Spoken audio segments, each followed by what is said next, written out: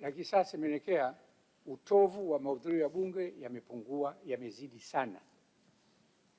Chief Whip, moja majukumu yako ni haya, kuhakikisha nidhamu ndani ya bunge, sio kwenye mijadala tu, pamoja na mahudhurio ya wabunge ndani ya bunge. Nikuombe sana, najua mawaziri mna vibali vyenu maalum, lakini Mheshimiwa Waziri Mkuu, haipendezi waziri ana ziara na naibu waziri ana ziara kipindi hicho hicho. Wapeane zamu, moja baki ndani, moja ende kwenye ziara. Na haya maelekezo yalishatolewa siku nyingi na Mheshimiwa Rais. Mahudhurio ndani ya bunge ya mawaziri na ya wabunge.